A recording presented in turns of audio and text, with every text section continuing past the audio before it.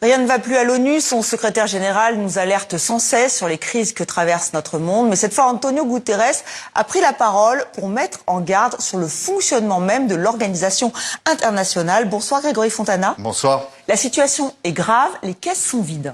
Et de son propre aveu, si l'ONU a déjà connu des situations particulièrement délicates, eh bien cette fois-ci, les Nations Unies sont tout simplement au bord de la banqueroute.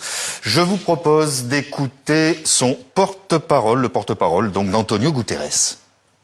Once our reserves have dwindled to this extent, nos réserves ayant atteint ce niveau, notre capacité de paiement s'en trouve fortement compromise. C'est maintenant ou jamais. Nous ne disposons plus des réserves de trésorerie et de la liquidité nécessaire pour continuer à fonctionner comme par le passé. to keep functioning as we've done in previous years. Et l'ardoise est particulièrement salée à la fin de l'année 2025. Il manquait plus d'1,6 milliard dans les caisses, soit plus du double de l'année précédente.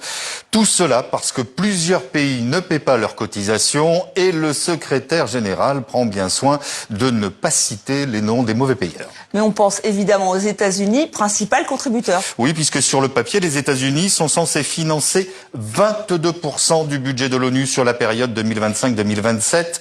Seulement depuis le retour à la Maison-Blanche de Donald Trump, les États-Unis retardent ou bien refusent certains paiements, se désengagent de plusieurs programmes onusiens, comme par exemple l'Organisation mondiale de la santé ou bien l'UNESCO. Au début du mois, Donald Trump signait d'ailleurs un nouveau décret ordonnant le retrait américain de 66 organisations internationales, dont 31 liées à l'ONU au motif qu'elles ne servent pas les intérêts américains. Et tout cela a forcément de lourdes conséquences sur le fonctionnement même de l'ONU. Oui, d'où le cri d'alarme d'Antonio Guterres, gel des embauches, retard dans le paiement des missions, voire carrément annulation. Face à cette situation, les États membres ont validé la suppression de 2400 postes pour cette année. C'est donc l'ensemble du programme 2026 qui est menacé. Et pour le secrétaire général, eh bien, il n'y a pas 36 solutions. Soit les États membres acceptent de revoir les règles de financement, ou bien ils acceptent tout simplement l'idée d'un effondrement prochain financier.